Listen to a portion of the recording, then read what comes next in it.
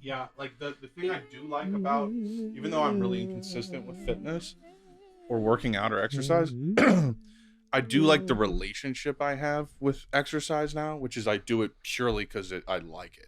Like, I think that's the best relationship to have with it. Yeah. Because you know those times where you're like, this is it, the first day. I can't do it. And I'm changing my whole life. It's like you can't do that for that reason. You know what helped a lot is like I don't really fuck with a lot of like fitness stuff online, but like just what really helped like get me in a mindset of going all the time is like I think when I was younger, you go to the gym and you feel like you have something to prove to the people around you, and you're just like I gotta look like I'm already strong. And then I thought about it, it's like I'm not trying to look like I'm just wasting money every day. Right. What the fuck am I still paying for a gym membership for if I'm already strong?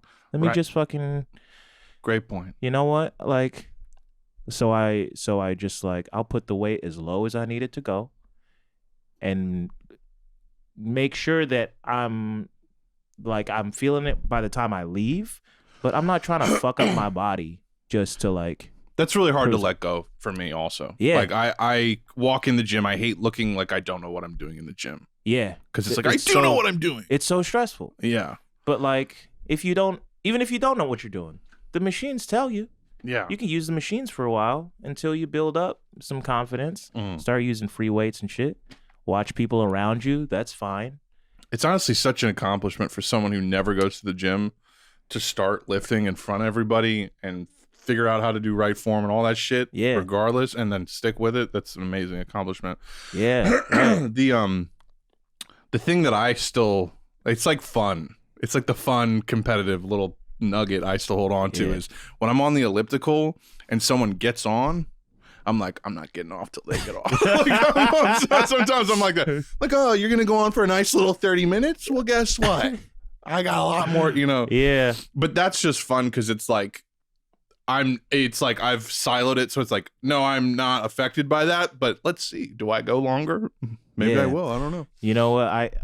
I still do that to a degree, but like on everything else, I look at people like lifting past their limit, and I just watch them. I'm like, you might have me right now, but I'll be here tomorrow. Yeah, that's right. You'll be recovering. Yeah. Good luck. Yeah. You know? I just love how, like, my friend Caleb, he when I first met him, I was describing like kind of anxiety because I was going through a little spell, and he was like, oh, dude, he made me feel super comfortable immediately. He literally like pulled out the Lexapro, was like, oh, same here. I take these and I need them because I'll fucking whatever. And the funny thing he said was, he's like, the doctor, every time I go to get another prescription, the doctor's like, if you worked out every day, you probably wouldn't need these, but we'll still prescribe these to you. Yeah, and he's like, but I'm busy, so give me the fucking pills. This is ties right into what I was gonna say, which is I literally didn't understand the fitness thing until I understood it in the context of mental health, and that's what it is. That's what exercise is for me. Today, right. It's like cardio for me helps me keep my brain and anxiousness in check, essentially. Yeah. And I can feel a difference after 1-2 days of not doing any type of cardio. I can feel more on edge. I feel more sensitive. I'm ruminating on things. And then the second I'm getting that blood flowing and I'm listening to music, which is also like my meditation, it's like the one time where, those 3 miles, I let my mind just sort of wander, and I let the thoughts, they just come as I'm doing it. It's like I don't have to try anything. It just is organic, happens naturally.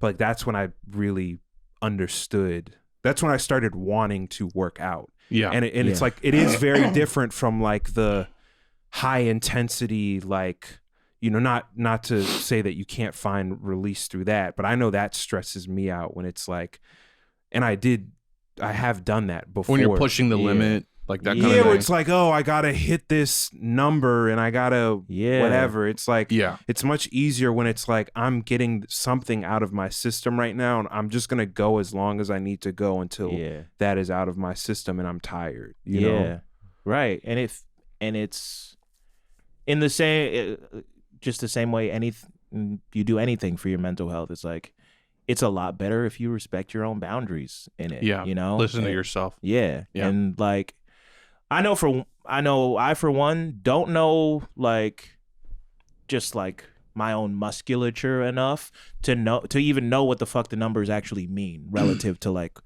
if I'm doing a shoulder press, I don't know what's impressive. Right. You know what I'm saying? So like, why the fuck who am I trying to impress? I might not even be there. You Right. know? So like I don't know if the calories I've burned are a lot because I told the machine I weigh 295 pounds. And it's like, holy shit.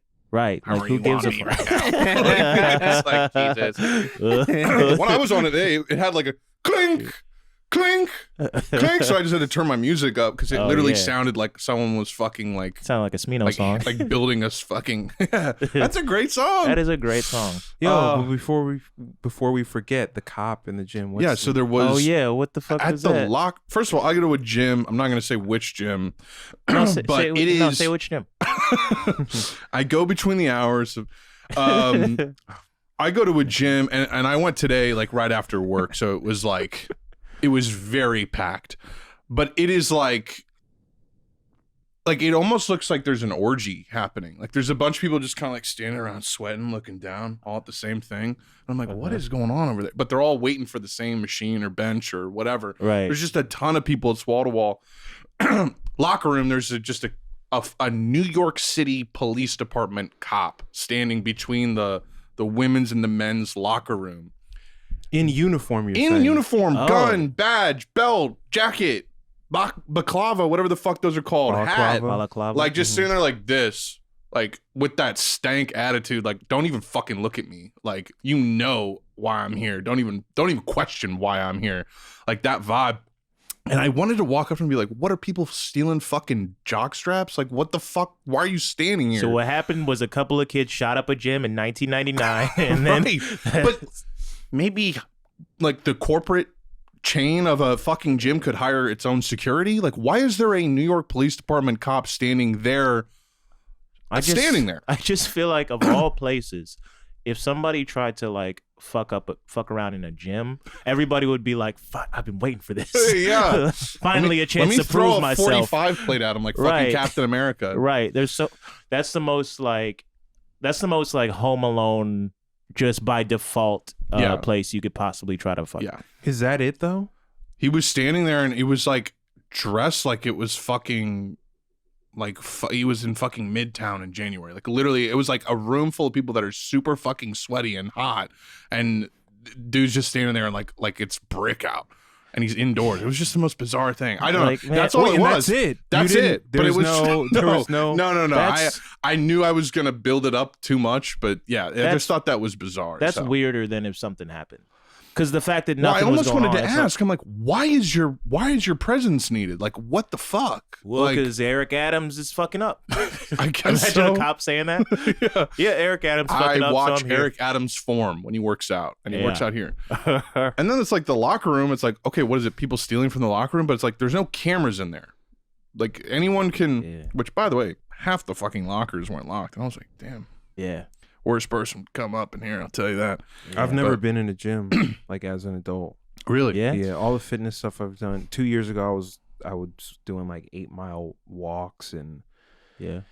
And then y'all know I was doing them push-ups. You would go to Detroit just to walk. That's over my head. You would walk 8 mile every day. Oh. It's actually under your head. Yeah, my palms were sweaty, my knees were weak, arms were heavy. I was really getting it in, burning those calories. My pre-workout mom spaghetti. Yeah. Yeah. No, that was my caloric intake. Was mom spaghetti. Oh God, that's stupid. On the surface, I looked calm and ready, but I was getting the anxiety out by walking. Yeah. That's why I was doing it. Yeah. See, sometimes the problem is that you do get the joke. Yeah. That's the problem. Is the joke. You connect with it. Yeah. Yeah. That's all it was. But it was after I finished. I didn't see him when I came in, so I was like, "What happened between now and?" And it's just that fucking look. Like, I don't know. Yeah, you just walk around so aggressive. With the baklava, it's like, at least take the fucking ski mask off. You're indoors. Like, right. Like, bro, what are you doing? I don't know what the fuck you're doing. But yeah, man, I have a good relationship with working out. I don't do it enough. I plan on doing it a lot more. Yeah. Not just when I'm stressed, you know, just baseline. Because it is like an antidepressant. It really just like takes everything down a notch. I mean, bro, I like it for the first time in my life. And I was an athlete in high school and college. Like, it's like reading. Really, it's all like through. You only like it when you do it voluntarily. Yeah, right. I ran track and played basketball, and then I also played soccer, and it was anxiety ridden the whole time. Yeah. Exactly. And track was the worst. I mean, it feels like hell. It feels like you're being punished. Like when I would play football or lacrosse, like just the cardio, just like track, having someone coach you and keep going. It was just like, I'm stuck. Track is the worst thing. Yeah. Because I did long jump and high jump, but the jumpers had to do basically all of the workouts. So we had to do the distance runners workouts. Wow. Do you understand what I'm saying? Yeah, like cross country shit. Yes. Yeah. I did cross country in 6th grade. So we are running, I don't even know like 3 how miles. many miles. No. Longer? Twice that. Wow. Jesus, What the fuck? Look, not just that. We're running that, and then the way that they would do it is you're running long distance, you swing back to the school, and then you go straight into high intensity workouts from that. Oh, that sucks. So you're doing sprint, then going into sprint. This we is were like a going into boxer's sprinters. Yeah. I was 175 pounds. Wow. Jesus. And I was like probably like 6'2" or 6'1" or 6'2" back then. 15 pounds less than me right now. That was the first time I dunked a basketball. 20 though. pounds. Oh, less wow. than After I did that was the first time I could dunk a basketball. I was doing that. I fucking bet. Yeah, shit, bro. I always tell Jesus. people though I was being clowned at that point because I was over 6 feet and couldn't dunk. You're a waste of height, bro. Yeah, because If I I was had playing that height- basketball with dudes that were like 5'8", 5'9", 5'10", and they were dunking like it was nothing. That's Right. just So ridiculous, though. I mean, that's if you're under 6 feet and dunking, it's like you should be a fucking marine Like you're a or freak, something. bro. I mean, you shouldn't, but like that's what you're built for. You're Like built Kevin for, Durant was right. like playing in the rec centers that I would play at. So that was the level. So I was just like trash. Like they're like, dog, you should have been dunking 2 or 3 years ago. Like That's so funny, right. like to be on the Mount Olympus of like basketball. You garbage. You suck, bro. You're only a demigod at this shit. Like fuck you, dude. waste of height. I heard that so much playing basketball. Waste in of high height is school. brutal. Yeah, That's bro. a brutal. That's a brutal That's a thing for fucking some. Bright Eyes song, dog. That's just mean. Yeah, I got that too. I played soccer. I was just like, there's no way. I was never good at basketball except when I was like 11, and I had like a solid jump shot. But after that, I don't know what happened. I just stopped being good. I went to soccer. I lived in an African household, so that was my destiny. Dude, I watched quick tangent. I watched the Brazil-Serbia game. That second goal was the most beautiful that soccer shit goal was I've ever seen. insane. That was the craziest moment I've ever seen watching soccer. But fucking, I have like a euphoric kind of like enjoying relationship with working out now. Like when I'm like, the music too. Like you get like, it almost feels like you're high. Like you feel like you're on Molly or something. Like when you're using your body, when it's like you're happy you're using your body mentally, but you're also physically, your body's happy it's being used. You got good music, like that 90s house blasting, and you're like going hard. It's like, I feel like I'm on fucking drugs. I know some fucking marathon runner is hearing you say that. It's like, I fucking told you, dog. And it's like, you have to figure it out for yourself. Shut the fuck up. My parents, both my parents did. It's crazy. My parents were both very active growing up, and honestly, it's great because they're in very good health now because they stay active, and it's like something I really didn't appreciate young because it's like other people's parents, they get sick or whatever, and it's just like in general in life, like. Now, nearing 30, I'm like realizing like you really, it's what's going to build up over time. Is it going to be lethargy and poor health? That's going to build up. Or is it going to be, good health and fitness? That'll build up because you're going to do one or the other or a mixture of the two. Yeah. But my parents, like both my parents did triathlons. My mom did marathons. My aunt, my my older sister, and it's like, yeah, never gave a shit about any of that. Now I look back and I'm like, damn, that is fucking crazy. I've never seen my mom run in my life, but my dad dunked on me one time when I was a child. Wow. Like a play school thing or like actual hoop? Like actual hoop. Like, because I can get like the driveway, Fisher Price. No, we doing were a 360. We were at under like the legs. We were at a park, like outside, open air. He dunked on Watch me. this. That's funny. Did his like nuts get in your face level Why'd dunk? you ask me that? I'm trying to get the breakdown of the. You just want to laugh so bad, huh? That's what you want.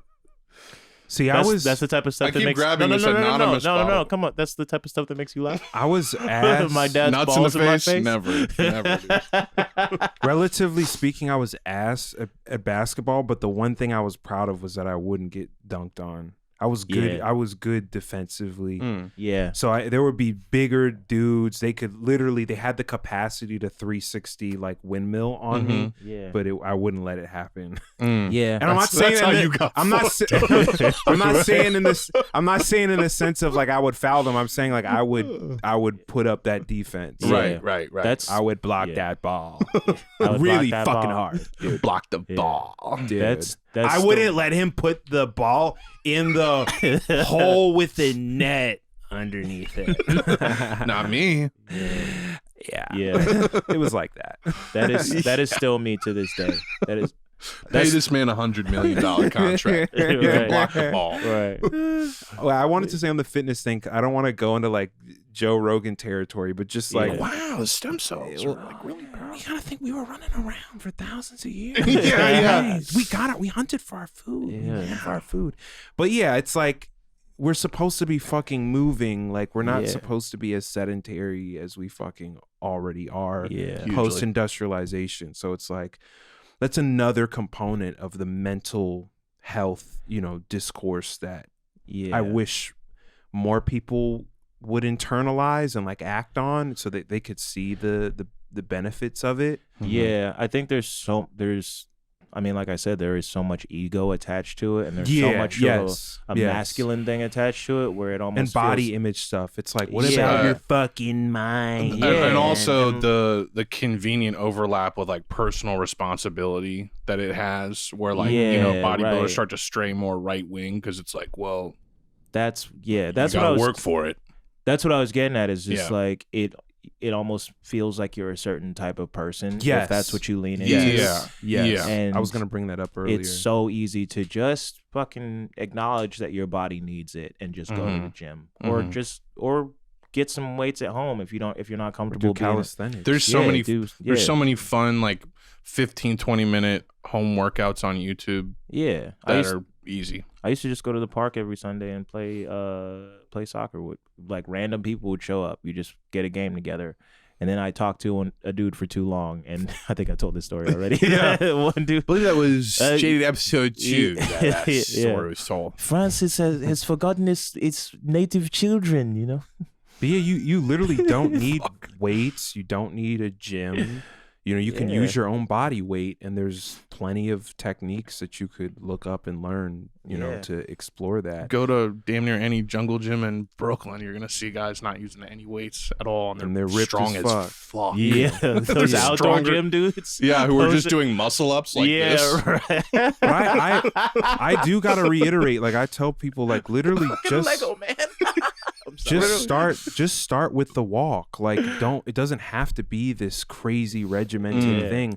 When you especially if you struggle with anxiety, the second you start feeling that, it doesn't matter if it's fucking 3 a.m. or whatever the fuck that shit. Right. Put your earbuds in, put whatever clothes on that you need to put on, and go and walk until you've got it out of your system. And like your body over time will benefit from that, but like your mind, your mental state, you will feel the difference if that becomes like a regular part like of your life. It's integrated into your daily flow, Yeah, I mean, bro, being good to my body feels so fucking good. To be honest, I quit drinking almost a year ago now. Congrats. Seriously, thank you. I quit I gave up coffee before the last episode. That's why I was very sluggish on that. Oh wow. Yeah, No caffeine or just no caffeine. Dude, you drink Feels coffee? fucking good, bro. I still drink caffeine these days. Yeah, I mean, my heart. I was starting to feel it like in my chest. I was having like just chest pains from. If I drink coffee, I would literally die. Mm-hmm. Yeah, Like, that is no exaggeration. I would literally die. I don't know the time span, but I feel like it would be within 10 to 15 years if I drank coffee regularly. Oh, I thought you meant immediately. Oh, okay, got you. You know, I'm saying like If you were a coffee drinker on top of Yeah, the things you yeah. struggle with, Right. Yeah, it literally does nothing but hurt me. Like Yeah. my heart, I can already, feel my heart throbbing in my chest because of environmental factors or whatever. If there is a God, he was a sick fuck for being like, let's make the anxiety seem like a heart attack. And then they'll worry if they're having a heart attack. It's like, you're a sick fuck for that. Like, why can't it be like a little space here? It's like, you have anxiety right here. Right. Well, right. I personally feel like our God is an awesome God. Well, And he does reigns reign from heaven above. Yes, exactly. With wisdom, power, and love. And I got to meet him in heaven above. That's why I need a private jet. That is your fight or flight kicking in, brother. And there was a time when you needed that. I know I still need it because I'm out on the country, man. I'm out hunting and I'm out on the I'm country, fighting and I'm shooting. Fighting these devils, fighting these allegations left and right. And now let us, I'm preaching the word of God. and now let us all join our hands in prayer and sing the song. Our God is an awesome God. The southern see version, the our guy- God is an awesome God. Did you see the guy? What is his name? He's like a megachurch pastor, and he has the skinwalker. Is that what they call them? Oh, Eyes? the fucking like the demon one, the crazy. Oh, and like he's like leaning out the car talking to the that's what I was reporter. referencing. Oh, yeah. Yeah, that's what I thought. I wasn't sure. Yeah. I wasn't sure. He's like he bought the jet from Tyler Perry, and he's like, oh, it's a nice jet. I need- just, yeah. I just, I need that, and he starts to get more aggressive. Yeah, like as she kind of prods. I guarantee, like, I had this same thought today because there's footage of a megachurch in Texas of drummers on like a swing line, like from the ceiling of the church, like, and it's like literally, I'm not joking, a megachurch where it's like, I think I dropped it in the chat and I tagged you. Oh, but I don't think just you saw it, but the people like individually like on the little line. no, they're like literally reminds- on a harness. That Like, reminds what me of the Scott fuck? Stapp flying during the Super Oh, Bowl. yeah. Can you take me higher? And he's, It's like I don't even think it was Scott Stapp. It was just some guy in the performance. no, yeah, it was Oh, just like man. It was a acrobats guy doing- like flying. But you're saying this is a megachurch. This and is it's just swinging literally with drums. imagine a marching band drummer who's just suspended on like a cord that's going from the stage to the crowd like this, and it's dropping up and down like that. bro. So I had this thought today thinking about that preacher. I forget his name, but there's some like dark conversation somewhere where he's like, and guess what the best part is? I don't pay a dime in tax. Yeah, And they're yeah, like, of course. ooh, man, you got the best. Yeah. You got the best Yeah. hustle, man. Right. I want to know what he's really doing, though. I want to know the darkest shit that he's doing. Yeah. I was joking with my brother the other day. I was like, what kind of porn do you think our pastor watched? Oh my God. Just the Oh my crazy. Don't even let me. I'm not even going to put his shit out there, the pastor. Like, I'm not even going to get into the nooks and crannies, but like, Ebony Dude. toe I know he spacers. was on some Yeah. freak ass shit. Yeah, dude. I would Yeah. love to. I would just BBW love, face sitting type shit. Fart inhalation type shit. Yeah, I was gonna say worse than that. Worse than that. Like fart inhalation is pretty. That's pretty crazy. Fart inhalation Yeah. porn for sure. Yeah. Yeah. Yeah. I don't know. Like we don't have to be three guys talking about. We don't have to do the whole. Bleep that out. You're editing it. Please bleep it out. I love the freedom when I'm editing. I can say whatever the fuck I want. I have so much power. We don't have to be three guys talking about porn right now. But the one thing that I still just bothers me all the time is you open up. It could be on a fucking. You go to the Apple Store, open up porn on a random. Like it's not cookies. It's not history. You go to any porn website. Little sister, mommy and stepsister, suck my dick. Whoa, stepsister stuck in the water. What the fuck is wrong with y'all? What is wrong? What is happening? That's generally speaking, the top page of Pornhub is stepsis lets me fuck her. You know what's so annoying is that that discourse. No, I'm just like I don't know. I don't know like even about my only point of reference is white people. That's my only point of reference. Let me be your point of reference, my friend. I'll tell you, I don't know what the fuck it is, but I can tell you it's changed stand-up comedy forever. It's never gonna be the same. Yeah. Every show I've done in the past like year, somebody's brought it up, and it's never a fun joke. It's never good. Yeah. But it's running rampant. Wait, what do you mean? Like they're like so this is not like a comedian goes up on stage and like, so the incest porn. What's the deal with incest porn? But you're saying this is what comedians do, and then the audience is mostly white and awkward and silent because they're the ones jacking off to the white audiences. White audiences are not awkward and silent. They're awkward and they give pity laughs because they think that helps. But no, we could just acknowledge this is a bad show and stop. Right. We can stop. But this is like a white. I've never seen this at a black show. Yeah, I'm saying I have no. I'm white, so I don't know. You know. Well, you're white, and you're saying what the fuck? What the fuck is that? I'm white, but I don't know. Is what you're saying. You're like I'm white. What the fuck is that? You're saying what is up with that? I'm just also I don't know the connect. Maybe it is white people like fucking their family. I don't know what. Maybe that's what it is. I saw a dude from Alabama on TikTok. This white dude, and he made a joke. Oh, it was someone was like, "Oh, would you?" Fuck your cousin for $100 million or something, and then this guy from Alabama was like, "That's way too expensive." No, he's like, "Brother, you have no idea what I would do for $100 million." And he one-ups it on the incest or familial incest point. He's like, "I'd have sex with myself," but he said it like proudly, and then it was like white people in the comments like, "You already know what it's like down here, brother." You know, like it was like I'm a bag chaser, bro. You don't know me. Is that Jack Harlow clip? I'm a bag chaser. I'm just imagining the YouTube chapters and it just says incest. Yeah. I do that sometimes when we're talking to them. They hit the highlight and it's just you going, "What the fuck is up with that?" Right. It's my little sister. They're like, "Damn, like, coming in hot." I thought there was gonna be a lead up or some type of. Oh my god, dude. Right. No, but it's not. I feel like it's not.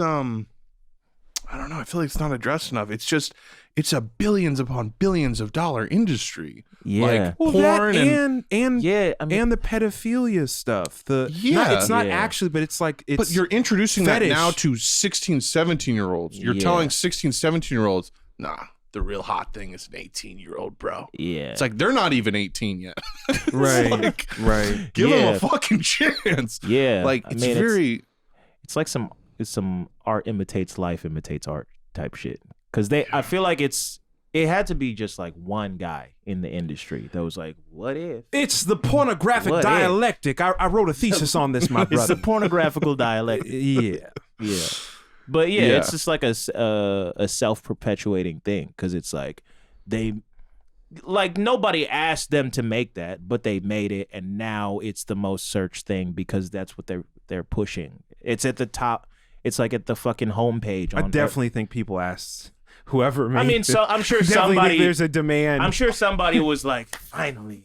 But who do you make requests to? Who do you make porn requests? I'm thinking of all the data drivenness and the algorithm. Finally, yes. Oh my god! Like I'm thinking about all the like algorithmic shit and how we're in an algorithm age and we're in AI art age and it's like porn now is part of that. Like the algorithm is like what's gonna get the most boners. AI porn age. And now we're in an AI porn age. Yeah. But that sounds like a Prince, that sounds like a Prince album after 2019. And it's like him and David Bowie. I love Prince's moans. Yeah.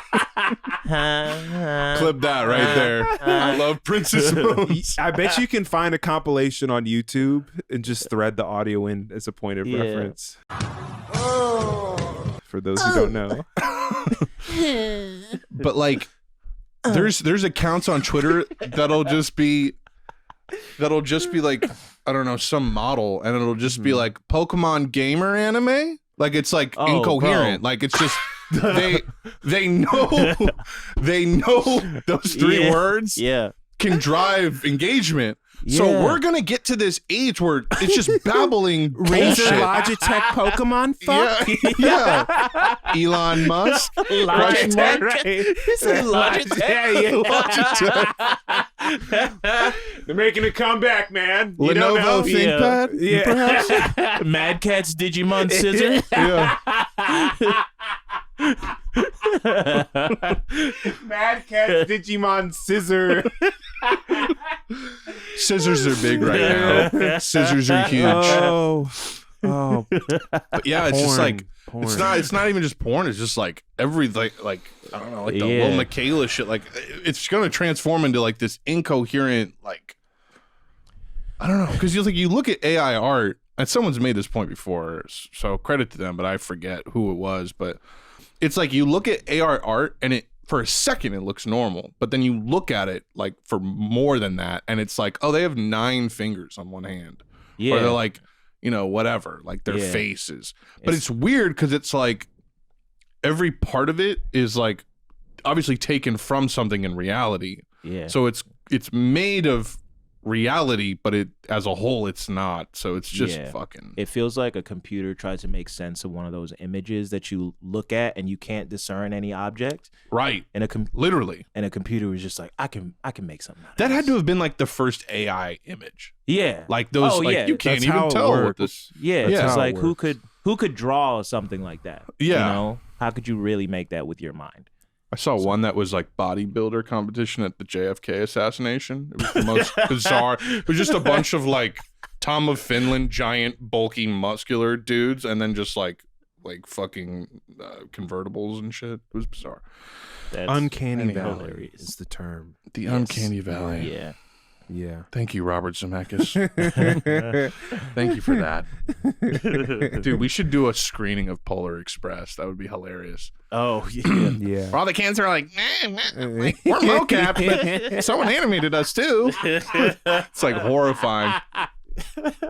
Those have made for some great memes. Yeah. That and Monster House, like all the weird teenagers and characters in that movie. And Monster House. Uncanny Valley. Monster House, it's a Halloween genre. Now I'm just trying to remember the Josh Groban song. Didn't he have a song for Polar Express? Damn, no. You fuck. If you were on Jeopardy and they had a movie tie-in song category, you would This could be completely wrong. Wait, I guarantee it's not. Google it. It's not. It's not. We do this every time. Is there a highly specific reference? I bet you this. Oh, that's true? It's like, yes, that's true. It wouldn't be there. Hold on. That believe is a meme. Is there a highly specific reference? Yeah. Wait, I'm right? Is there a thing nobody remembers from my past? Sleeping. That one. Yeah, of course. I believe you. I would, with a loaded gun to my head, trust you that you have that right. Yeah. If someone had a loaded gun to my head and was like, "Is he right about this?" I'd be like, "Of course he is." It's a movie song. I tried to explain it. I don't know if it was last episode or the one before, but it's a subconscious thing. So I don't know. I trust your subconscious. That's what I'm trying to say.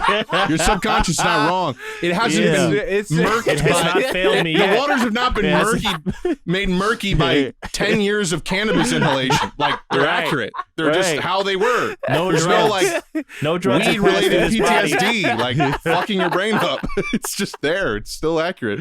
Ew. Yeah. Your head's like a book that hasn't been scribbled in, and there's not like cartoon characters on the borders and shit. Mine's just, I've been bored in class, just ripped pages out and shit. Just holes in pages. Just It's been dog-eared a bunch of times. Right. But on pages with nothing relevant. Yeah. Yeah. I trust your subconscious. Yeah. I Man. clearly don't. I clearly have You gotta a trust yourself, man. hesitation. Believe in yourself. Because those are the years when there was nothing Hey, inhibiting direct walk out information. There was today. no phone. There was no. Right. It was just. Yeah. Say Have you- say the beginning of that again? What? That part? No, never mind. Oh. It's lost. It's gone. No It's phones? gone. Huh? He's talking about the developmental years of life and having your brain is soaking up more because there's Yeah. not. Yeah. Oh, yeah. Have you seen the clip going around of like Hillary Duff and Tia and Tamara talking about like 9/11? Like, Oh, what? thank you for It's reminding so me about what? this. it's been going. It's No. been trending all week. It's hilarious. Okay. Can I speak on this? And Lizzie McGuire. Yeah, go Lizzie ahead. McGuire. Because I know you remember that like it Okay. was a Lizzie fucking McGuire like with go- a photographic memory. You have to Yes. remember that. Okay. Like Lizzie McGuire going, when you call 9/11 gay, you're actually. Hey, 9/11 wasn't gay.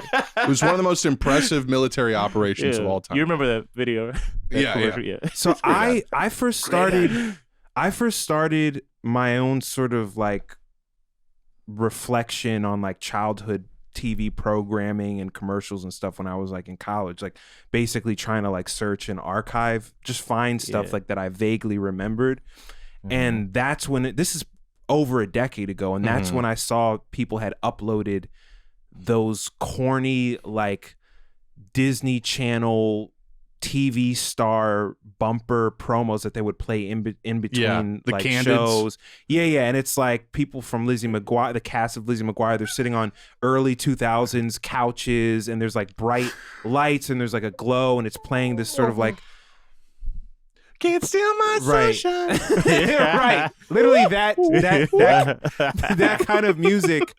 And I don't know if this is it, but I remember I saw one or was reminded of one in the last year where it was just straight, it was like State Department propaganda, just casually like Yeah. they're like, when I think of America and the flag, I right. kind of think of Yeah. I'm gonna see if I can pull this up right now. I do remember this. Yeah, Beans is in it too, right? Yes, Beans from- that's. Or no. It's maybe, but I think it's the one I laugh at is the kid who I plays don't know like how I'm gonna find this. in Santa Claus 2. The fat kid, the little fat kid, cute fat kid from Santa Claus 2 is in it. Yeah. And he goes like, I mean, if you asked me last year, that was all I talked about, you know? Like he's a fucking 32-year-old man. Like if you were to talk to me last year, that was basically all I was talking about. Oh my god. In between filming Okay. the Santa Claus. I wrote a poem about it. Mind if I? Oh. It's called One Man. I remember Me is only one man. How do I stop all this hate? How can I replace it with love instead of sealing my fate? Me is only one man. How do I love? Smile at those lost, smiling from above. It's about to cry. Me is only one man. How do I give?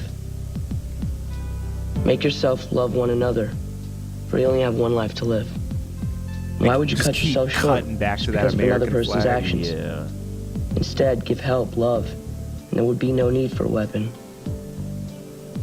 Me is only one man. Mind you, I'm sorry, I gotta pause this. This is 2001. Right. How do I survive?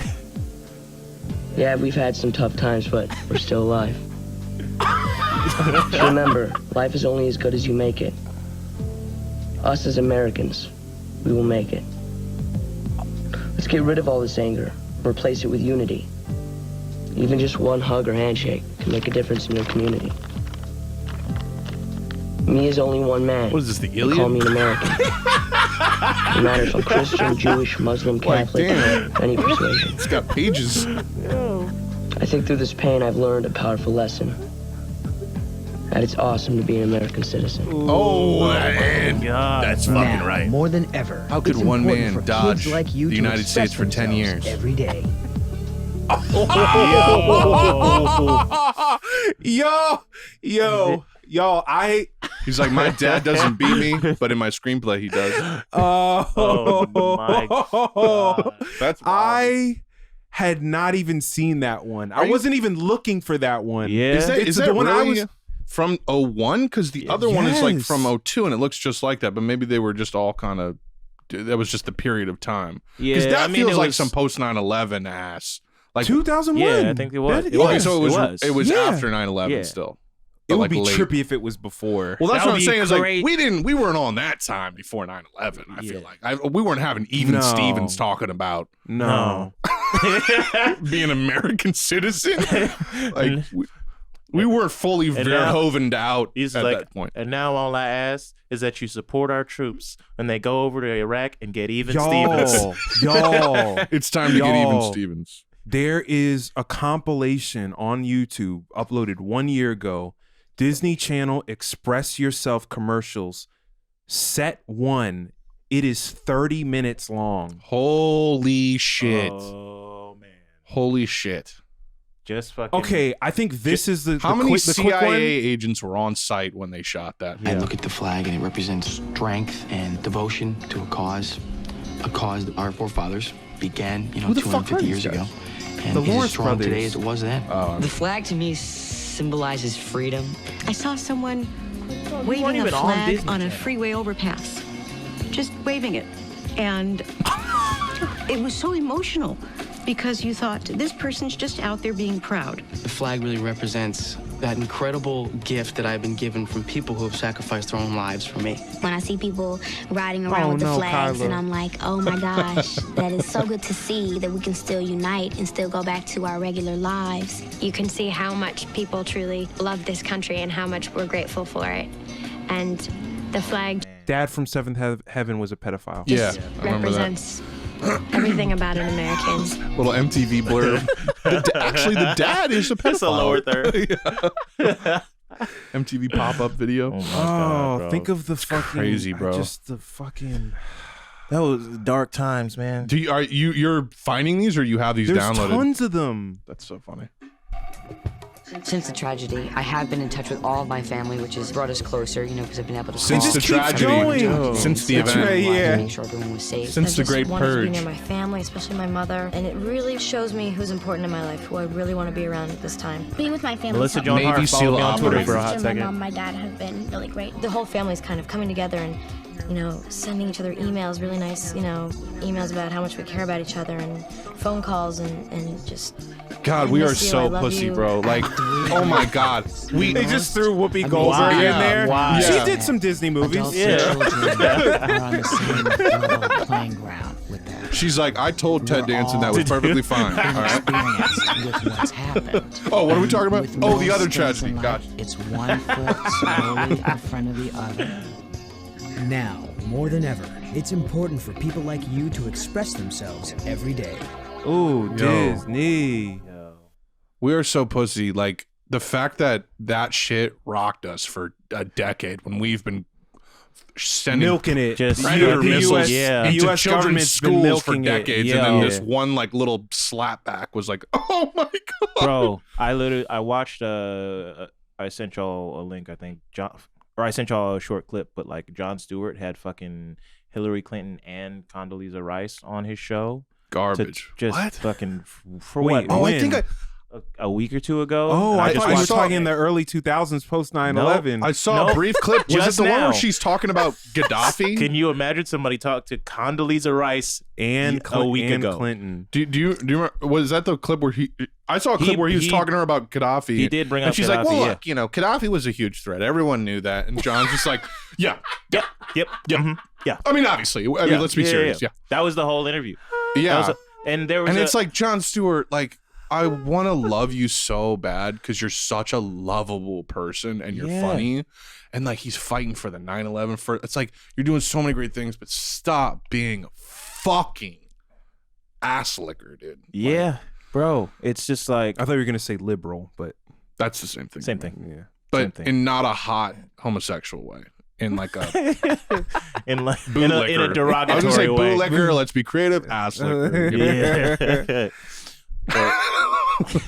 Well, I don't know. yeah. I let's really unpack this. Like, I want to understand the cognitive dissonance with people as intelligent as him. Right. I really What's don't. going I on don't there? want I don't want to say, oh, class solidarity, bourgeoisie, they're of the same, he's in mainstream media and then call it. I don't. Right. It can't just be that. Right. I think sure, that's a component of it. Of course, it's a component of it, but it can't. He's too smart. That's where my brain. I just default to like deeper philosophical stuff of like, okay, maybe this person's really just a fucking nihilist and they're resigned to this and they're just playing this role to get this check or whatever. Yeah. I'm like, my brain tries to just find a way to make it make sense. Bro, I feel like it's Stockholm syndrome a little bit too. You kind of can't help but like he can't help out but fan out about big Democrat president. Let me talk to her and be nice to her and shit. Right. I mean, I think like a power. Yeah, because it's like it's attractive to him probably. Well, I think consciously you got this.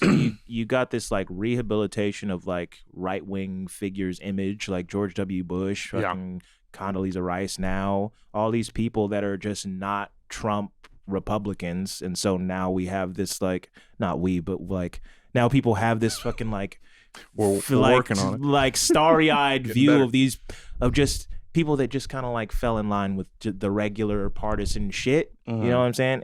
And I think it's just like entertainment industry social pressure, because it's like ultimately they're putting a show on, and that's all it comes down to. And you just don't want to rock the vote just because you don't want to spook them. You don't want to scare these fucking politicians. I mean, bro, look, I was on can't fathom. I mean, look, can't fathom having that much money and still. That's the thing. That was my first thought. Is like can't fathom. Is like, but that he has the money. I think that's real. But for myself, I'm like, I cannot fathom. But the way I feel like I get it though, because the way entertainment works, it's like people even that you're working with or under you are still influencing you to be more towards the machine. Yeah, and they're like. But we got to get Hill Dog on. I mean, that's great. We confirmed the Hillary interview. We got it. Yeah, we got to do it. And he's like, okay. Yeah. And then if you're gonna do it, you got to do it all the way. So you got to act like So I can see kind of how he gets to that. I mean, like, bro, you brought it up. I was on a show with Ted Danson, and I had to pretend that I don't know he did blackface. I'm just supposed to just like there's just certain shit you just.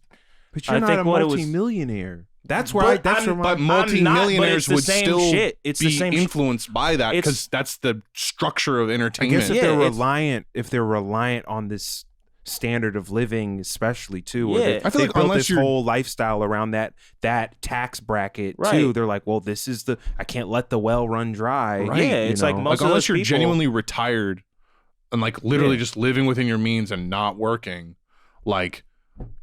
Up to the highest level, you're going to be influenced to do certain things. Most of those people, what are they realistically going to do for work if they leave the entertainment industry? You know what I'm saying? It's like you don't really have a lot of. You kind of like remove yourself of other options. You know, it's like they have this attitude in the entertainment industry that once you get to a certain level, you're above certain types of work. You know what I'm saying? Yeah. Like, I mean, I've had calls with managers, agents, all these people that are just kind of like, you're at this level, so we don't want to put you in this position because people will start to view you that way. There's all types of shit where like, if you're a writing assistant in a writer's room, you don't want to be too good at your job because people then view you as like, oh, you're a really good writer's assistant, and they don't want to lose you. Yeah. So like, damn, what the fuck was I building toward? I lost my train of thought. Well, you're talking about how you build yourself up, but that also becomes it's literally more money, more problems. It becomes more money, more problems. Literally the age-old adage. Yeah, it's like you shackle yourself to this constant progress to where if you dip even a little bit, that means you're done. Do you know what I think one part of it is? I think it's tiny like baby steps of like rationalizations over time, very gradual. Then you start here, but then you end up way over here, and you've rationalized, quote unquote, yourself into a space that is so far removed from what your initial intentions may have been, or your own self-professed code may have been. And that is probably with the very self-aware, introspective, reflective people. But I don't know. I guess it's just it still trips me out because I think you're onto something. I think it is a series of rationalizations. Like it starts with one thing, like, oh well, it's all I gotta do this thing. It's not ideal and it doesn't really represent me, but it's a stepping stone to in my career. And then so you do that, and then the next you're even deeper and you're like, whoa, like this is kind of weird, but if I don't do this, well then it's blah blah blah blah. So it's like you're never hitting the off ramp. You're never getting off. And I think a part of my just being like, what is, I would think if I'm not in someone like Jon Stewart's head. I have no idea what the fuck he's thinking, but it's like if I had the career that he had, and then I, fake retired or whatever. I'm rich. I have a huge profile. That's the other thing too, is sometimes these people don't actually understand the power and strength that they have on their own without the mega corporations or whatever too, right? Yeah. But it's like if they did, they would know, oh, well, I can just start my own podcast and then rake in 6 figures a year if everything else failed, because I have millions of people out there that love me and will love me until they die. It is some old school shit. The fact that he's got this whole show and there's these high pro. Imagine if he just did what Sam Cedar does, like every day. Millions would tune in to watch that. Yeah, absolutely. He doesn't have to have a goddamn production company behind his shit. Yeah. He could do it all himself. Well, it's like people also have all these relationships they've built up through the industry. They feel like, I feel like there is a lot of pressure that makes you believe that if you go off on your own in that way, that you lose everything. You lose access. Yeah. And it's like, very weird. Because he's at the galas with Colbert and the presidential dinners and the correspondence, all this bougie fucking bullshit. It's like ultimately, whether it's being rich is not enough. You gotta. It's the status, right? Bro, I'll have the status of a fucking person shitting on the sidewalk. Give me the bread. I don't give a fuck. Exactly. Hand over the bread. Right. Bro. I don't give a fuck. Yeah, but I mean, bro, it's like ultimately, like you said, the correspondence dinner. It's like you kind of have to have a relationship with those people to even be at something like that and participate in something like that. His replacement on the Daily Show, same kind of deal. Yeah. Same kind of vibe. Yeah. Can I go take it to another layer? It's a different thread in conversation, but it's related. And I was literally just reflecting on it today. Because, and this is like a spicy territory for, if the shoe fits, if this applies to you, then this is going to strike you and bother you and make you itch. But it's okay. Unlike everything we talk about, damn near. Well, you'll get what I'm saying when I get into the nuances of it. But it's like just speaking to the status thing, and then it really is a culture too. It's like there's a bourgeois culture, and I think this is another part of the thread of baby step rationalizations or whatever you want to call it, of like you work your way up to this place and this status and this power and this wealth and this access, and you realize like, well, shit, like I'm still I want to be my own human, and I want to believe what I want. That's what they want to believe of themselves. Like I think for myself, and I speak the truth as I understand it. I'm not fake, I'm real or whatever. But they're saying this sort of like within this very cushiony industrial and like class-based context where they know truly that they're going to be fine, and like they have so much, they're in their networks, they have so much power and connections that as long as I keep it within these bounds and these limits, I'm good. And it's like manufacturing consent. It's like, well, all I have to do is, if I want to signal to people morally that I'm a good person, or I'm going against the grain a little bit, or I got an edge to me, well, this is as far as I can push it, and that's where I'm going to push it in this moment, in this time, in this discourse point. Yeah. This isn't the deeper layer of it. I'm thinking about the people who are still in the same world. They're at the same, maybe not at the same level or status as a Jon Stewart, but they're in the same world. They have insane access. They have wealth, and they've maybe even made a name for themselves off of speaking radical truths or anti-capitalist truth. I was thinking about this today in the context of like, I actually had a phone call or a meeting with someone recently where I was referencing a conversation I had years back where I'm trying to keep things ambiguous and anonymous. They were trying to big up someone for the educational work that they did and the impact that it had. Yeah. And they were saying it's enough. Like at a certain level, like that's enough. You know, it's like that's enough that was done.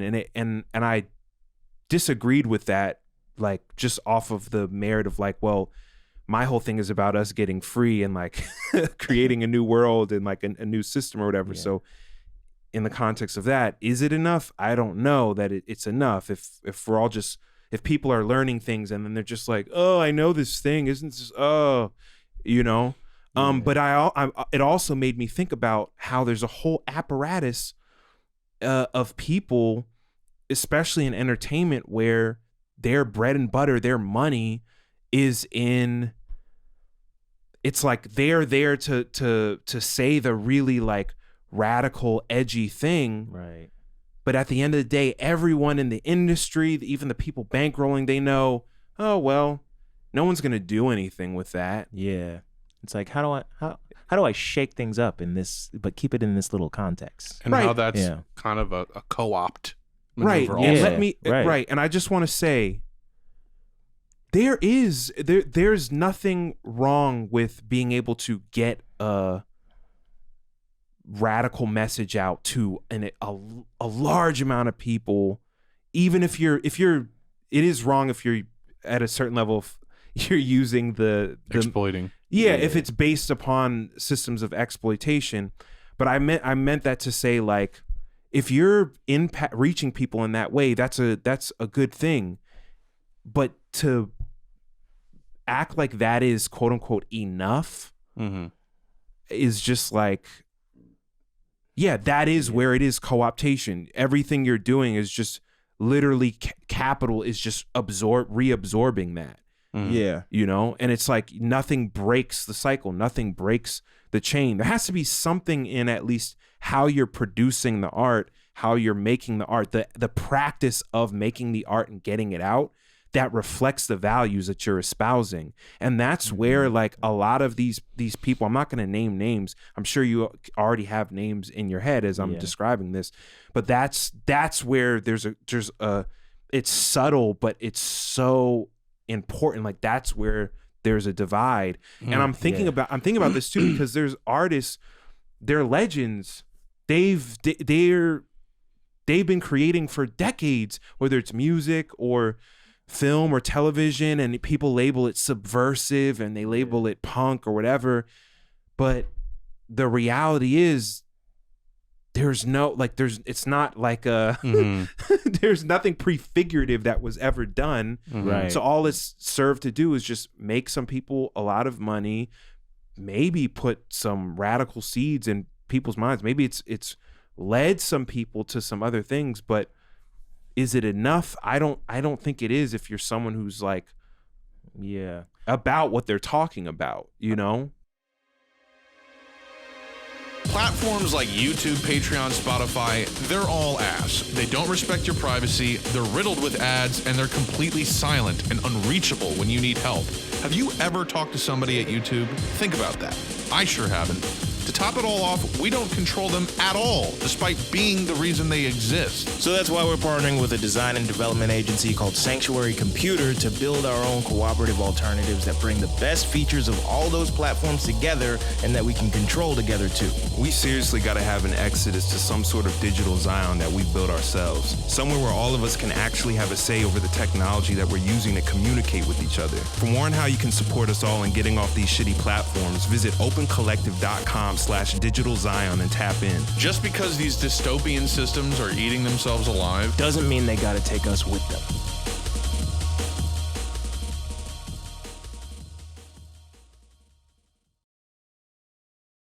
I mean, like I feel like I keep bringing up Killer Mike, but like he's a perfect example of that, where like Run the Jewels has this sort of radical aesthetic, and they say all this like really heavy, like, I mean, as far as like killing the police and all this shit, but it's really, I feel like you get caught up in the music to a point where you don't even realize that it's still limited to this like to this capitalistic mindset where, like, I mean, Killer Mike has explicitly said, I'm a capitalist until socialism proves it works or whatever the fuck. And it's like, I feel like that's a more explicit example of it. You know what I'm saying? If we go down the list of Killer Mike quotes, we'll be here. Yeah, I don't even want to, but like, I also saw this movie Triangle Sadness. That kind of. Oh, I wanted to see that. Yeah, I don't want. I won't give too many details because I saw a brief clip. Like I cut it off because I didn't want to spoil it. But yeah, saw a little clip of Woody Harrelson talking to that rich guy about Marx. Yeah, kind of interesting. Yeah, and that was the conversation. Oh, so you saw it too? No, but I've seen clips from it and all of that. I knew from the trailer what they were doing, what they were trying to do. Yeah, I'm sure it's great. I'm sure I've heard great things about it. Yeah. But this is an example of it's an example of it, where like it kind of felt like they were kind of talking big shit about like the American imperialism. And honestly, if I'm being honest, I saw it and I felt like, oh, this is kind of like I don't want to say tanky, but like this is that in that campus. It's vogue socialism. It's whatever. It's whatever's popping right now. Exactly. It's the most like. It's an emphasis on nationalism and nation-statism still, and an emphasis like, on U.S. imperialism without consideration to the. I'm saying that's the subtext. Yeah. So does it go all the way? Nationalism. Yeah, you're still thinking in the framework of governments, colonial partitionings. Yes. So you're thinking, oh, our government, which I am identifying with. Like it's like when these people are identifying with the U.S. government when they're speaking about what the U.S. has done. That's why they feel so impassioned about it. Yeah. Right. And they don't have. It's so bizarre because a lot of them will say, "Oh, the ruling class is global. The poor and working class are global." Okay, so like you should also understand like these nation states are controlled by multinational corporations. Yeah. Capital is concentrated between people stretched all around the world, all around the globe. Yeah. So to your point, to just zero in on the US or Russia or whatever, it's like you're missing, it's like forest for the trees type shit. How serious are you about like anti-capitalism and I mean so on and so forth? Since you brought up the conversation, I'll just go ahead. I don't mind if you spoil that part about it. I don't care. I mean, I guess it's not even a spoiler, but like I rolled my eyes so fucking hard when they're having this conversation, and then the guy he's talking to goes, "Can you believe it? An American communist and a Russian capitalist. Who would have thought?" And I'm just sitting here like, happens all the fucking time. Who gives it like, you know, like those are not. It's not a valid dichotomy to even playing into the Cold War. Right. It just feels like we're so far beyond that. But then you watch shit like that where it's like, okay, no, we're in such a. This is making me think of another thing we should definitely talk about. Well, the thing I'm thinking of is how you talk to people who travel abroad a lot. Or you talk to people who maybe live in Europe and they travel to a lot of European countries. There's a sort of an internationalist bent towards nation-statism, where it's like, oh yeah, you know, French are good at cooking and the Germans do this and right. I met this guy and you'll never believe what he said to this Russian guy and it's just this like, it's so ingrained. And when you get into something like that film, which is, I'm sure it was made abroad, it was in Caine or whatever the fuck you say, like it was made by, you know, an international crew, and it's like that's still the framework broadly. At least at a certain class level, I would say. Yeah.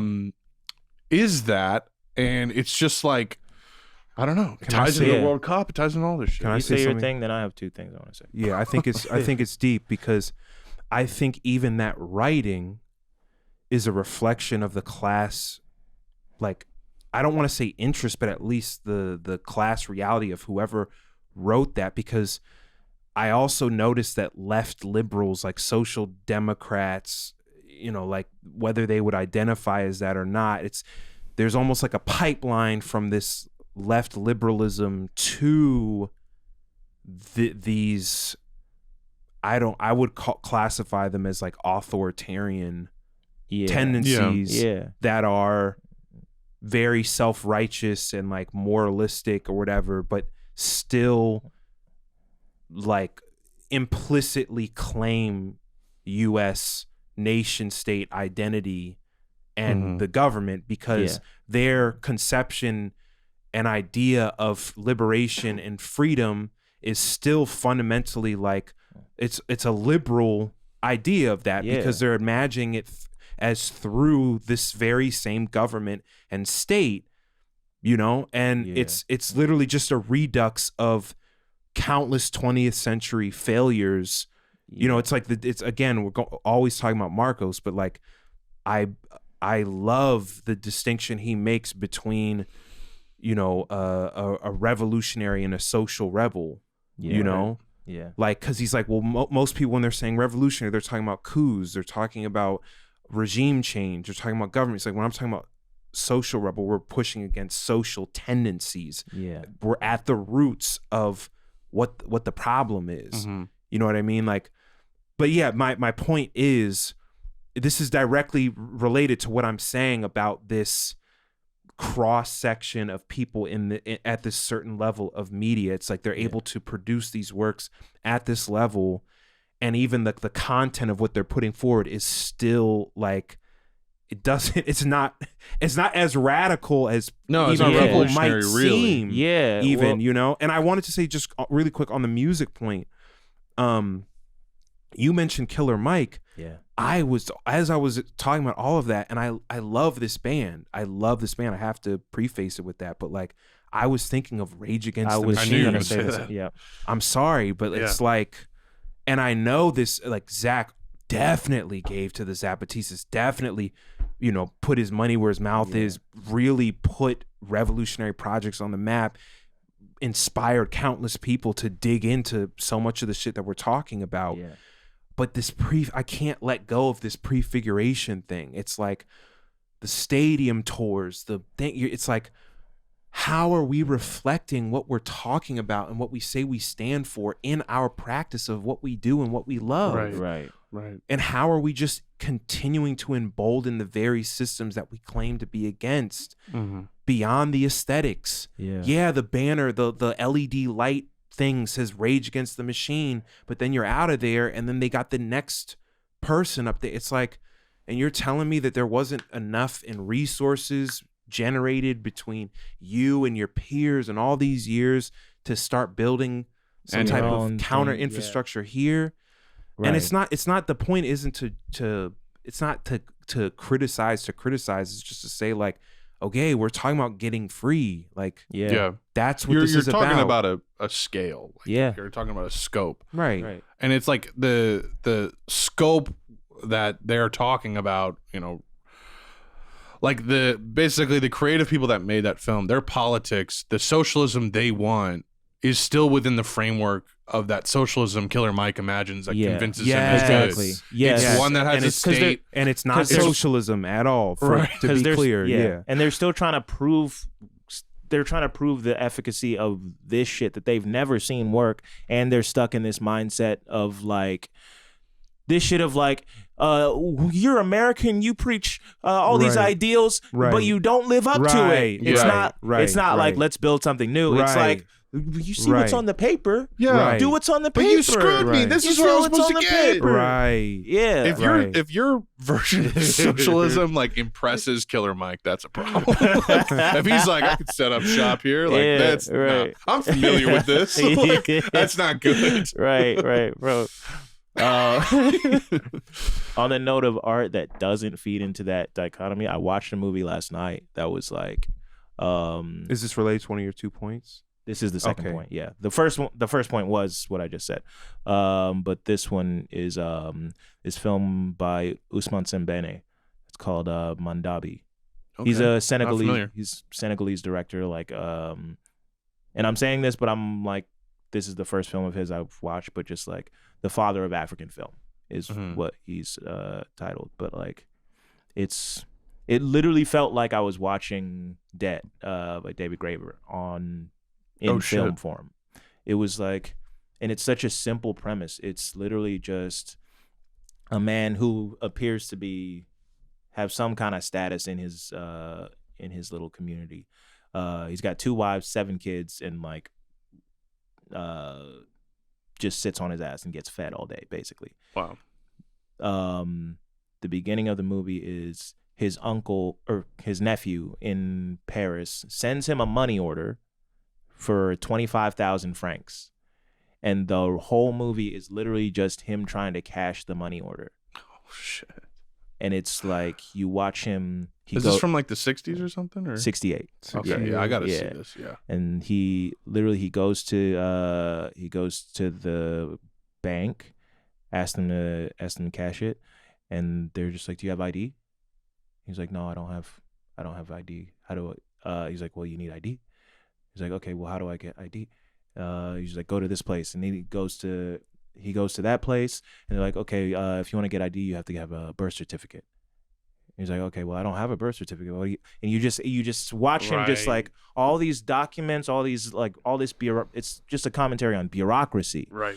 And you just watch him go through all these things, just trying to get a fucking money order. And you watch him spend all this money just to get all this shit. And you just watch the way like that level of bureaucracy also seeps into the community dynamic, because this dude is like, to speak to the Graeber point, like this dude is, I don't want to call him a chief, but he's like somebody of that level of status where the expectation is that he kind of supports people in his community. He gives things away. You see him kind of handing out money or food to whoever asks.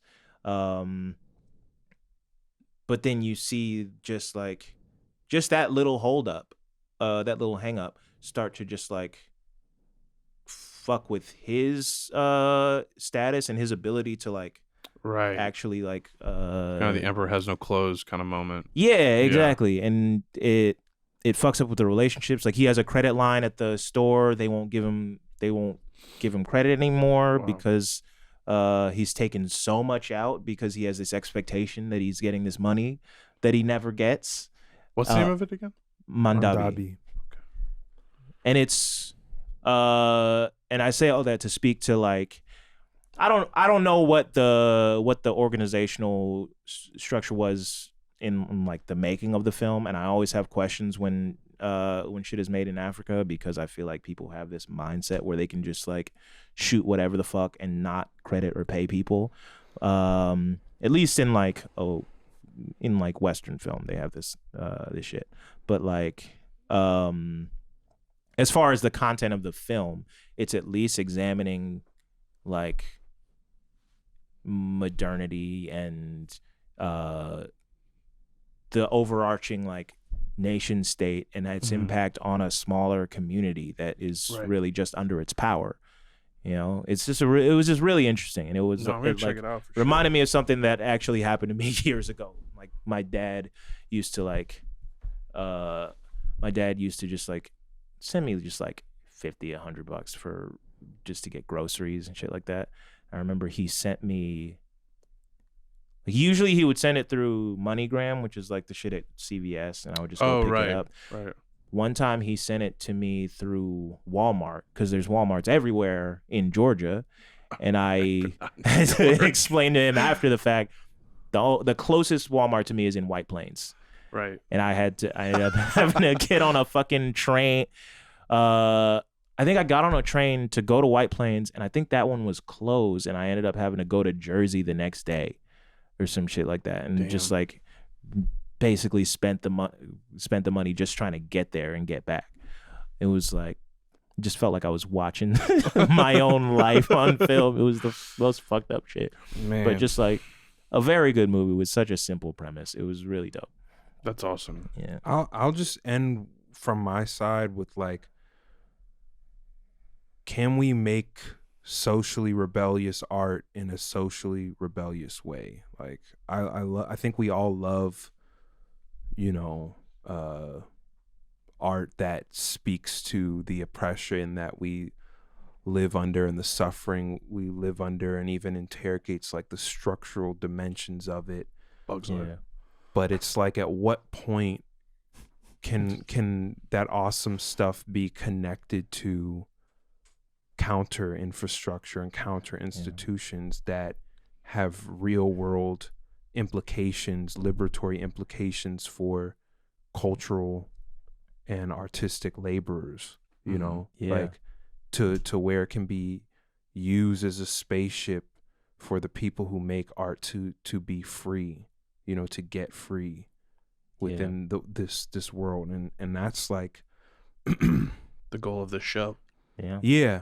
And it's also like, it is sort of, I don't want to say it's a curse to like carry that perspective or see things through that lens.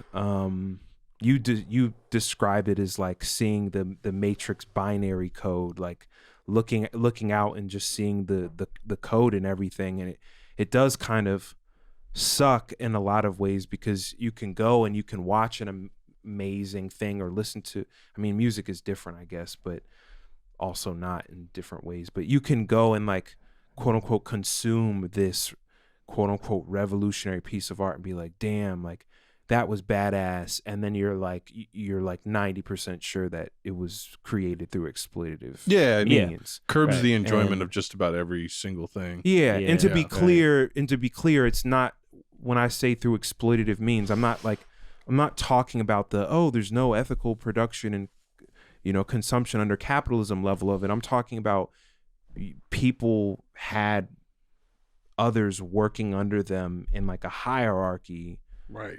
Probably getting paid, poorly or whatever, even and if certainly it's the had standard. no input into what they were being paid. Right. or okay, let's say that wasn't the case. Maybe I'm thinking about someone who maybe they get bankrolled they're still getting bankrolled by this big ass fucking exploitative company that's right. So maybe people weren't exploited in the making of the art, but the money that funded it and the distributor of that thing is just fully, it's like Amazon Sandbox, but you built this cool sandcastle in it with your friends in a cooperative way, and then the Amazon teacher comes and goes, all right guys, get out of the sandbox, it's time to sell this baby. Right. We're gonna throw a lacquer on this and then sell the whole sandbox with the sandcastle in it. Beautiful work, by the way. They're literally taking a bulldozer to the beach and picking it up and putting it on a truck. Don't touch it. It's worth a lot. Exactly.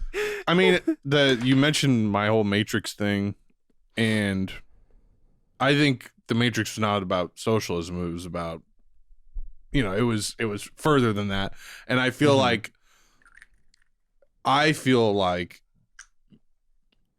understanding socialism or just anti-capitalism, capitalism, whatever, imperialism, these things, that's knowing you're in the Matrix. That's like being one of the people on the Matrix ship. And you're like, oh, I'm part of it. I get it. Right. And then once you understand that like human beings power, like were in communities where there wasn't all these structures. Right. And then you start to question, why do those structures exist? How did they start? Right. Yeah. Are they that old to begin with? Yeah. All these questions. That's when you see the fucking code of the Matrix. Yeah. Having a conception of the alternative. People actually, and people forget it's hard about Zion, because you can turn to your other fucking leather-clad, your fucking leather-clad, sunglasses wearing, Nebuchadnezzar bunkmate, and they're like, "What are you talking about? I don't see that shit. Right. Like, I don't see the code. What are you talking about? Nah, I think you're getting a little too lost in the weeds, man. Like, I see it. I see it. Are we looking at the same thing? We're not I looking at the appreciate same... you saying that because But that's how I always think about it, because it's like, Yeah. it's like, it's frustrating because you're on the same team, but you're also a hindrance. Like, you're making this shit harder. It feels like a lot of people, like, it's like if Neo came out of the fucking pod and then just like hung out with all the other people that are still in the pods. Yeah. And just was looking around like, this is crazy. Are you guys seeing this? Yeah. I wanted to hold on, excuse me. Are you guys seeing this? You guys I wanted to say I'm glad you said that because like there's this initial reaction when you say some of the things that even I just said and I understand all of them. I really do. You're delusional. What do you think we're going to do? What do you think is going to happen? This is tied directly to what you're saying. Right. But then also like this another thing of like, oh, well, they're trying. What are you doing? Or what have you done? Or it's the defensiveness of like you're just literally like you're just trying to shit on someone or something because you just want to be a contrarian or whatever. And that is understandable because those people exist. Yeah. They exist. They're Right. fucking annoying as fuck. We all know them. We encounter them all the time. Yeah. But for us, it really is. It's like, wait, hold on. There is another option, but it's the frustration for me is like, I can't act on that by myself. Mm. That alternative is like contingent on me working in concert with enough people who understand that and like can cultivate the trust in other people and themselves for us to move on that actually. And it's a fucking nerve-wracking thing to try and do at any scale, you know? And but like the funny thing though is, man, it's like you say that it is contingent on other people, and also kind of like thank God it is, but also if there's the three of us, there's 3 million of us. You know what I mean? Like, So then it's just the there's game got of reaching to be. them. It's a game. There's 8 billion people on the planet. Right. You know? So then it's just this the game of trying to reach them, you know? Right. And then and like trying to organize in a way where you sense that there's a way to establish that there is a critical mass and also a critical trust in that critical mass and consensus and leveraging that for like a movement that can lead to systems change, like actually material, social, we're all of that. We're the people on the Titanic running around being like, we're building a boat, we're building a new one. We're literally right now. We got the parts. We're like, good. Yeah. It's like, come on. But it's hard because you're on a fucking burning, sinking ship and Yeah. you're trying to find people. Right. And they're like, what the fuck are you talking? I'm going to the rescue boat. Right. Oh, I feel like I want to maybe clarify something you said earlier, because I've gotten this question before when I brought it up, but just like the fact that there are degrees of exploitation, but it is still exploitation. Right. You know what I'm saying? Right. Because like, it's related to what we were talking about last time too, on with slavery, the spectrum of slavery. Yeah, and because I've had people ask me like, because I think I pointed it out with someone, I forget who it was or what the scenario was, but it was like a relatively tame form of it, but the person came back immediately just like, how are they being exploited? What are you talking about? And it's as simple as somebody else is making money off of them for not doing the work that they're doing. You know, it's like, it's that simple. Your boss is exploiting you. The CEO of whatever fucking company you work for is exploiting you. Even if they're nice about it, it's still exploitation. It's the same thing. Imagine having to ask your friend to spend time with your family and then waiting for them to approve it. Right. It's right. Like, it's I like, don't care if you make hundreds of thousands of dollars a year. You are still under that. Like, yeah. Not even it's ask. just what you can get away with at a certain point. Not even ask your friend. Even if it's a given, like you can just go if you say it. Imagine having to communicate that to your friend. Right. Imagine your friend demanding that, like, yeah, it's cool if you hang out with your family. Just let me know. Mm-hmm. Like, what? Right. What do you mean? Right. This reminds me of the Mark Cuban TikTok you sent me. That was so funny, bro. I was not expecting you to react like that. It was so funny. You thought that was so funny. No, I was dying laughing. I'm gonna. You're gonna have to splice in the clip for Are you just gonna show it to him?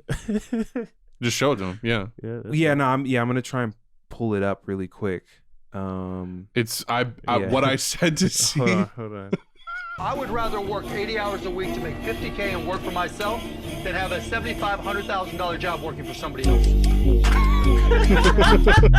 So Connor, and it's like, that's so ill, bro. So Connor texts me that, and he's like, it's funny because you're like the lawful good version of this, and I died laughing at that. And I said the idea that I'm like, that's some shit Z would say, but like in a different way. Yeah. Yeah, I said the idea that I could step into a room with this fool and passionately agree with him on something like this is fucking hilarious. That's so funny to me that there are people like that who have opinions like that, but the actual like practical part of it is like they're just like, hey, just don't get got, bro. Yeah, like, kill or be killed, kill or be killed, and I'm doing the killing, bitch. I'm doing the killing, dog. It's actually sad. Like it's so sad. It's like you have dude, there was a third option. Yes, right. It's so sad. Right. It's like, dude, you are brilliant at gaming this system. Yeah. Like that's impressive as fuck. Yes. That's amazing. And you admire it at a certain Even level. the most psychopathic people right now. Like that's impressive. Right. But it's like, damn. What if you just like took that power and like helped other people? Like that's crazy. Not helped in terms of giving them turkeys on Thanksgiving. Now, like, here's a tip, kid.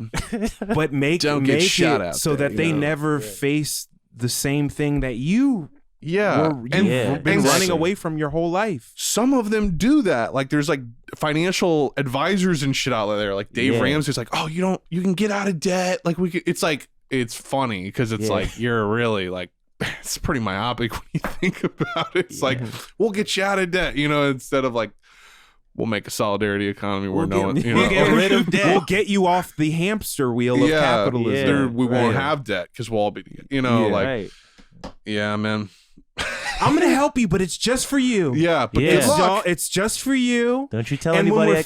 And when we're finished, you're going back on the shelf, okay, as a commodity, because you have to sell yourself. You have to sell yourself. Going back to that wheel, buddy. We all got to do that. Hey, good luck out there. This reminds me of a conversation I had with someone today about like the whole shit with Steve Lacy. Like you saw how someone threw that disposable camera at him, and he broke it on the stage, and then like literally people got upset at him. I'm still this is what I was talking to this person about. We were trying to just unpack it, and I said to her, I was just like, a part of it is they're looking at Steve, a human being, as a commodity. Yeah. Right. Like he is supposed to be a robot. Right. Like a Chuck E. Cheese robot on the stage.